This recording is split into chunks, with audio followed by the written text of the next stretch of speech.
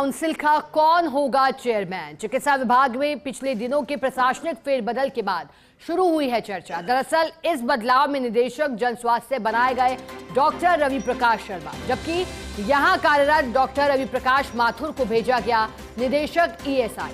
Rajasthan medical council में भी इस बदलाव का इफेक्ट आया है, क्योंकि पूर्व में निदेशक जन स्वास्थ्य डॉक्टर माथुर को चेयरमैन नॉमिनेट किया था। ऐसे में काउंसिल ने नए चेयरमैन की नियुक्ति के लिए चिकित्सा विभाग को पत्र भेजा है। हालांकि पिछले कुछ सालों से निदेशक पीएच को ही किया जाता है चेयरमैन नॉमिनेट, लेकिन पिछले दिनों हुई हाई लेवल बैठक में इस प्रक्रिया की समीक्षा के निर्देश दिए गए थे। ऐसे में चर्चा यह है कि क्या पूर्व की प्रक्रिया यथावत रहेगी या अन्य चिकित्सकों को जिम्मेदारी मिलेगी।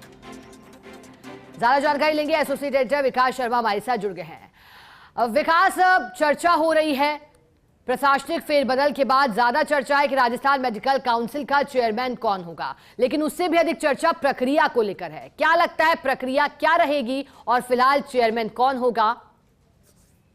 हाँ देखिए, बिल्कुल राजस्थान मेडिकल काउंसिल जो कि पिछले दिनों काफी चर्चा हो रही थी, फर्जीवाड़ा जो डिग्रियों का हुआ था उसको लेकर के बड़ा चर्चा हो रही थी। उस काउंसिल के रजिस्ट्रार का पद जो है वो अतिरिक्त चार्ज में दिया गया। माफ कीजिएगा, चेयरमैन का जो पद है वो पिछले दिनों जब तबादला आदेश हुए थे, उन तबादला आदेश के अंदर जो निदेशक जन स्वास्थ्य हैं डॉक्टर आरपी माथुर, उनका तबादला किया गया था और उस तबादले के बाद से ये पद जो है वो खाली हो गया है। तो ऐसे में अब काउंसिल के नए चेयरमैन के लिए नियुक्ति के लिए, क्योंकि सरकार को नॉमिनेट करना है इस पद के लिए, यही एक्ट में प्रावधान है, तो उस हिसाब से पत्र लिखा गया है सरकार को कि जो काउंसिल के चेयरमैन का पद है उस पर किसी भी जिसको भी जिम्मेदारी दी जानी है उसको नॉमिनेट किया जाए, ताकि काउंसिल्स की रोजमर्रा के कामकाज जो बैठक है वो आयोजित की जा सके, जो पेंडिंग कामकाज है वो भी पूरा किया जा सके।